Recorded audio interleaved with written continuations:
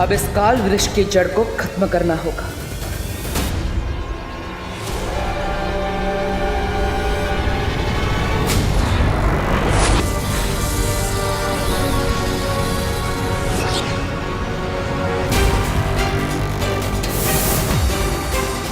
पार्टर, मुसीबत की जड़ मिली। जड़ भी मिली और खत्म भी कर दिया। अब ये पूरा काल वृक्ष धीरे धीरे करके मुरझा जाएगा। ये हुई ना बात पार्टर। यस। बलवीर, ये वृक्ष मुरझाया नहीं है।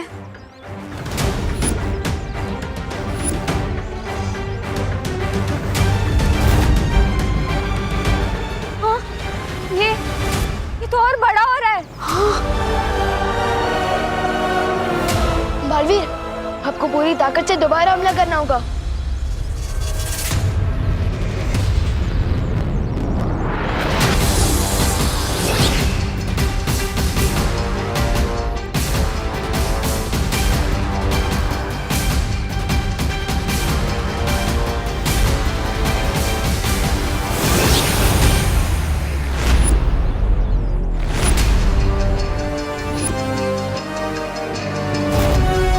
तुम्हारी शक्तियों का असर क्यों नहीं हो पा रहा है इस पे बलवीर?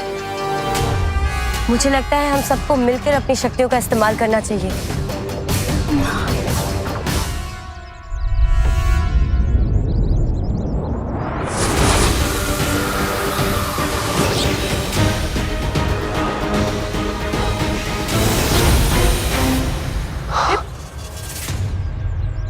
हम काल वृक्ष को मार नहीं पा रहे, तो क्यों ना हम इसे वापस कालुक भेज दे। नजर ना आए इसकी शक्ल, हो जाए इस पर चल।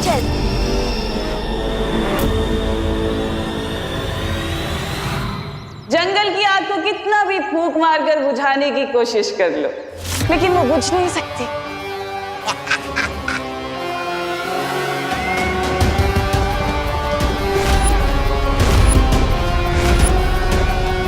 लेकिन अगर फिर भी तुम लोगों को कोशिश करनी है तो कर लो। मगर इतना याद रखना कि इधर तुम्हारी भूख खर्च हो रही है और उधर धरतीवासियों की सांस खर्च होने वाली है। और वायु परी, तुमने अपनी प्राण वायु से जो वो बुलबुले बनाए हैं ना लोगों को बचाने के लिए, उन्हें बहुत जल्दी आकर काल परी मिट्टी में मिला देगी।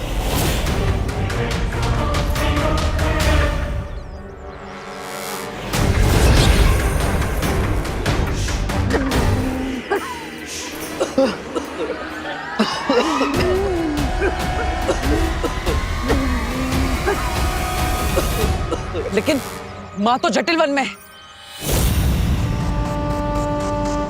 इतना चौंकने वाली क्या बात है बलवीर?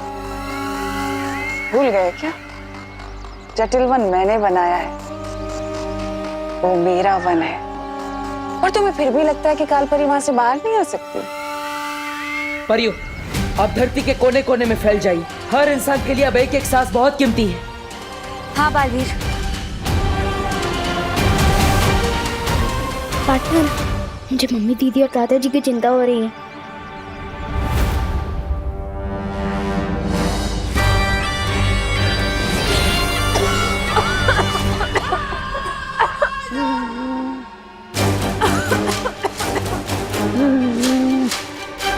कागज की नाव में समुंदर पार कराने की कोशिश कर रही थी वो वायु परी, कभी कामयाब नहीं होगी।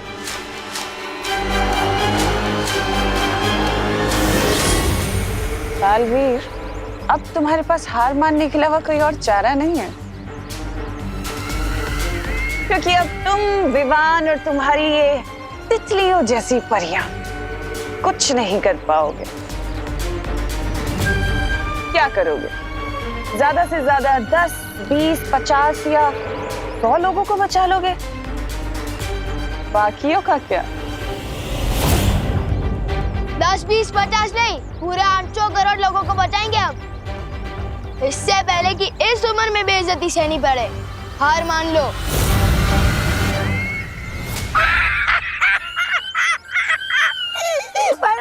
ये छोटा बलवीर तो बड़ा मजाक किया है।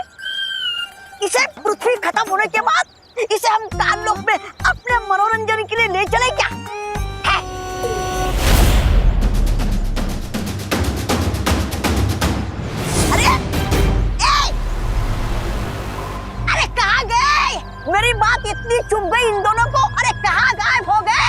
कहाँ जाएंगे? वीर लोग जाएंगे अपने उस शेर शौर्य से सलाह लेने के लिए। पर चाहे कितनी भी सलाह क्यों ना ले लो बालवीर, इस मूल जड़ का तुम कुछ नहीं बिगाड़ पाओगे, ना ही इस काल वृक्ष को। शेर सर, अब आप ही हमारी मदद कर सकते हैं। धरती पर ऑक्सीजन पूरी तरह से खत्म हो रहा है और हम काल वृक्ष का एक पत्ता भी नहीं तोड़ पाए अभी तक। हाँ शौर्य, मुझे तो ये समझ में नहीं आ रहा है कि मूल जड़ पर वार करने के बावजूद वो काल वृक्ष नष्ट क्यों नहीं हो रहा है। क्योंकि काल वृक्ष को वीरलोक की शक्ति या हथियार से नहीं मारा जा सकता।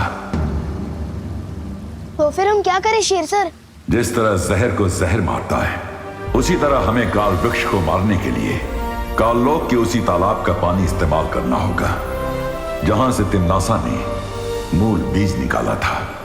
लेकिन जिस तालाब से काल वृक्ष का बीज निकला था, वही तालाब का पानी काल वृक्ष के लिए जहरीला कैसे हो सकता है? पृथ्वी के वातावरण के प्रभाव से जैसे ही काललोक का पानी पृथ्वी के वायुमंडल के संपर्क में आएगा, उसका असर बदल जाएगा और वही पानी जो काललोक में अमृत के समान था, पृथ्वी पर काल वृक्ष के लिए विष के समान हो जाएगा।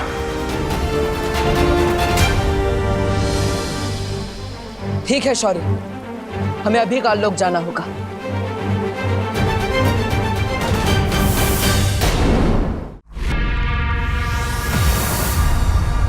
चलो पाटर, जल्दी से पानी लेकर निकलते हैं।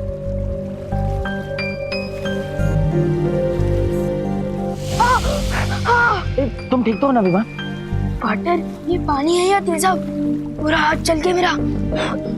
इस काललोक के पानी को हम नहीं छू सकते। अगर हम इसे छू नहीं पाएंगे तो हम इसे धरती पर कैसे ले जाएंगे? हमें किसी काललोक वाले की मदद लेनी पड़ेगी। लेकिन काललोक वाले हमारी मदद क्यों करेंगे? हमारी मदद नहीं करेंगे, लेकिन अपनी भैरानी की मदद तो करेंगे ना। मतलब?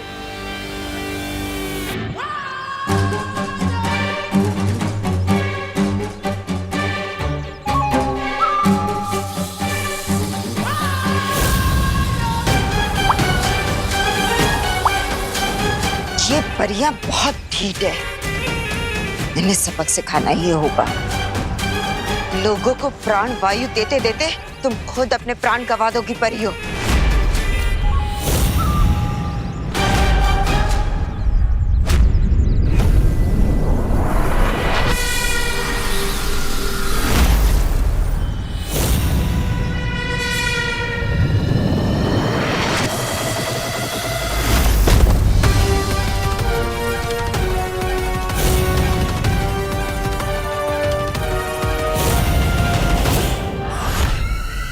जब्दाली,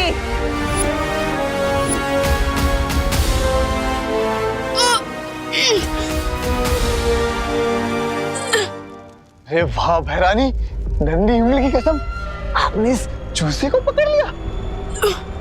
नंदी उंगली की कसम, ये आपने मुझे वो कैसे किया? वो याद? जब्दाली, तुम काल तालाब जाओ और वहां से पानी लेकर धरती पर जाकर काल वृक्ष को सींचो। अच्छा, काल वृक्ष को सींचो। सींचो? भैरानी, धरती पर तो वैसे ही बहुत वो है, वो पानी, फिर काल वृक्ष की सिंचाई धरती के पानी से। तुम मूर्ख हो क्या? तुम्हें बार बार बताने की जरूरत है? काल वृक्ष को सिर्फ काल जल से सींचा जाता है, धरती के जल से नहीं। जाओ। नहीं, मैं तुम्हें ऐसा नहीं करने दूंगा। वो जल मैं तुम्हें काल वृक्ष को नहीं देने दूंगा। छोड़ो मुझे, तिम्नासा। तुम अभी तक नहीं खड़े हो, जाओ। हाँ भैरानी, मैं अभी के अभी जाता हूँ धरती पर और काल वृक्ष की वो बुझाता हूँ। ओ, यस।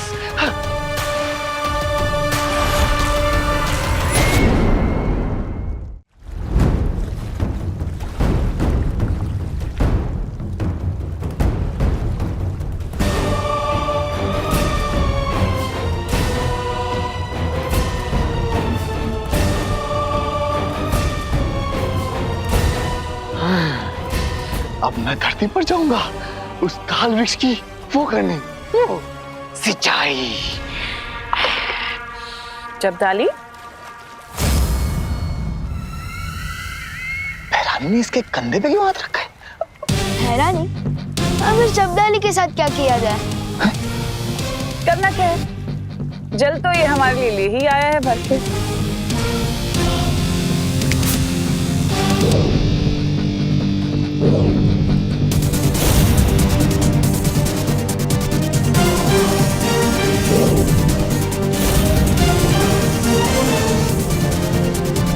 रानी, रानी उंगली की कसम, आपने इस बालवीर का मुंह क्यों ले लिया?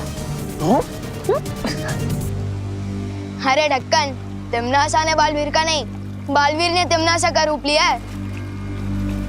ये तो मेरे साथ धोखा हुआ है। मैं अभी भैरानी को बताता हूँ। भैरानी! अब तुम स्थिर मूर्ति हो गए हो। अब तुम्हारी खुद की खबर किसी को नहीं मिलेगी। दिमाग में भूसा, हाथ में जल, जब्दाली हो चलाचल। काम हो गया बाटर। बहुत खूब विवान। हमने जब्दाली को तो आसानी से मूर्ख बना दिया, लेकिन तिमनासा और कालपरी काल वृक्ष की मूल जड़ में हमें आसानी से पानी नहीं डालने देंगे। तो हमें क्या करना चाहिए बाटर? इस असली हथियार को छुपाने के लिए हमें नकली हथियार चाहिए होगा।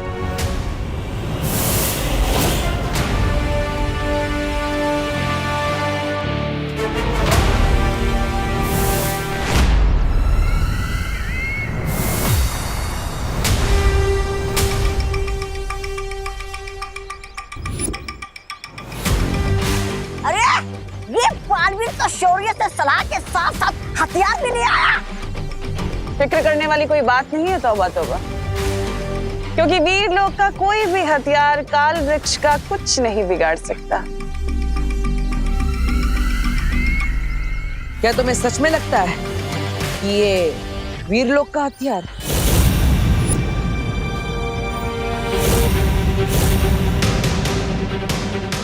अरे भैरानी, रोकिए इसे, वरना हमेशा की तरह आपका अति आत्मविश्वास हम सबको ले डूबेगा।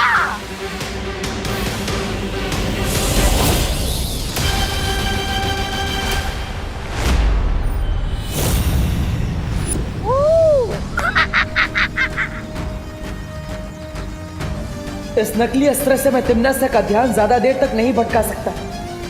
विवान, तुम्हारे पास ज्यादा समय नहीं है।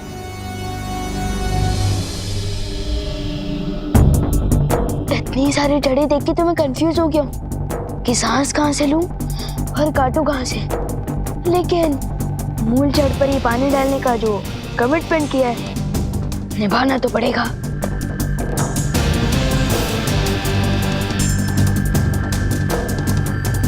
वो रही ये जहाँ पार्टनर ने बताया था।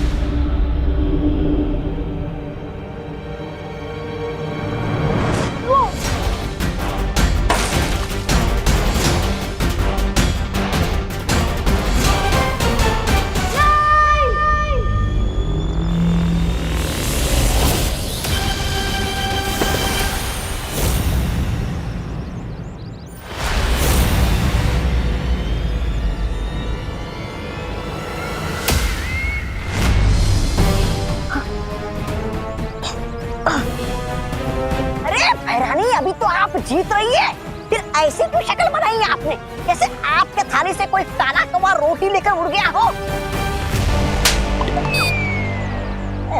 ऐसा मैं नहीं बोल रहा हूँ। मुझे ऐसा क्यों लग रहा है कि हमारे साथ कोई चाल चल रहा है? ये जानबूझकर यहाँ पर समय बर्बाद कर रहा है। कुछ गड़बड़ है। तुम्हारा शक सही है तिमनासा। ये जब्दाली की नन्ही उंगली की कसम, ये वो क्यों हो गया है मूर्ति? इस पे वीर लोग का जादू किया गया। जब्दाली मुझे काल लोग के तहखाने में मिला। नन्ही उंगली, तहखाने से कौन सा खजाना ढूंढ रहे थे? अरे नन्ही उंगली की कसम, तौबा तौबा, खजाना तो वो लूट कर ले गया, वो बालवीर। सीधा सीधा बोलो, क्या बोलना चाहते हो तुम? छल हुआ है, धोखा हुआ है, प्रपंच हुआ है मेरे साथ बेमार। भैरानी, वो बालवीर आया था काललोक में आपका रूप लेकर, मुझसे बोला हर काल मंदिर के तालाब का जल चाहिए। काल वृक्ष की सिंचाई करनी है। मैंने दे दिया महारानी। इसका मतलब जो ये यहाँ कर रहा है वो खेल है, और असली लड़ाई तो छोटा बालवीर धरती के नीचे कर रहा है।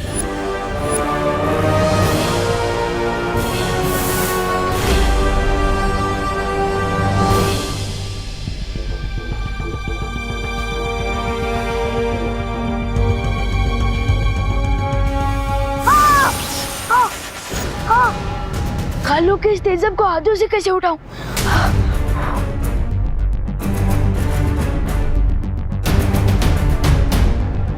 मैं इस पानी को अपने हाथों से नहीं उठा सकता। तो क्या हुआ, मैं अपने चल जादू की शक्ति से इस जमीन के टुकड़े को ही ऊपर उठा दूं तो मूल जड़ तक पानी भी पहुंच जाएगा। कालों का काला जल करते मिट्टी चल चल।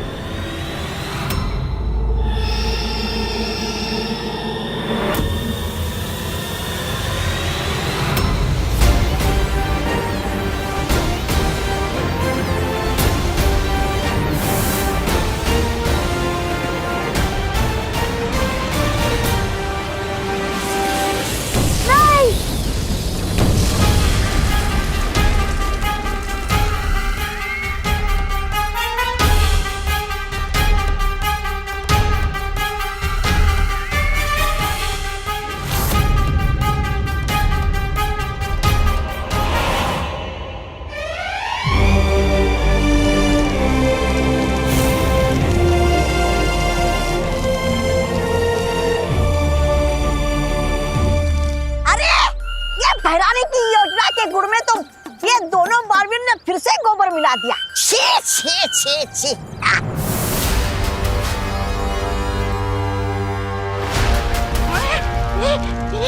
भाग तोबा तोबा।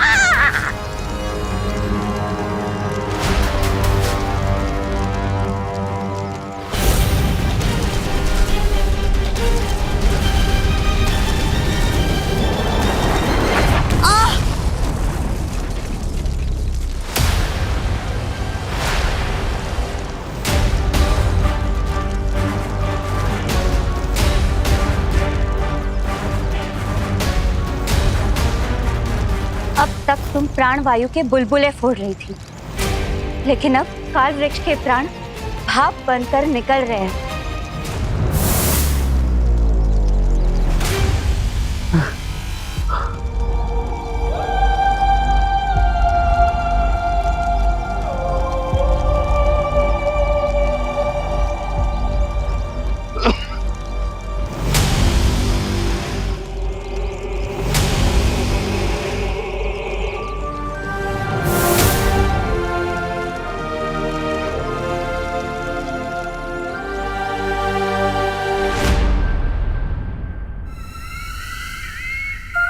तुम अभी भी यहाँ क्यों खड़े हो तमन्ना? अपनी हार पर 2 मिनट का शौक मनाने के लिए? शौक तो अब तू मनाएगा।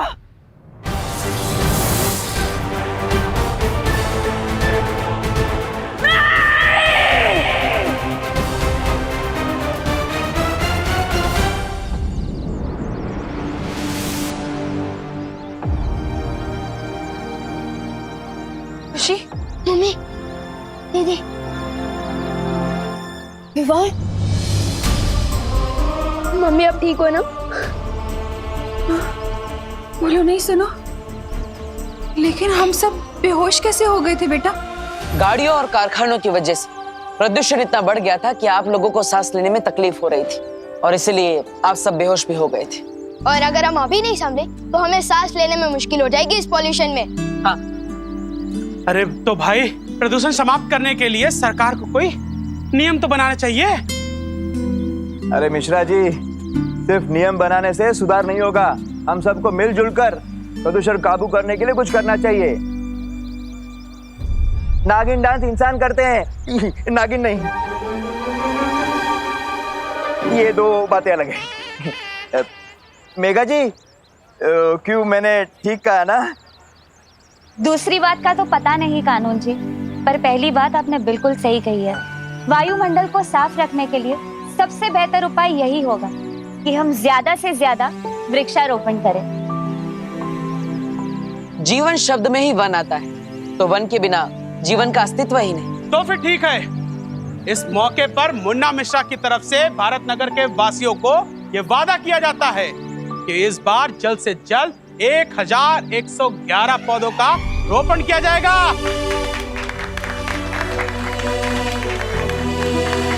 और वो भी साउथ अफ्रीका के जंगलों से मंगाकर। क्यों? ये बात तो हजम नहीं हुई। और हम सब ये वादा करते हैं कि जब तक ये पौधे वृक्ष न बन जाए, हम इनका ख्याल रखेंगे।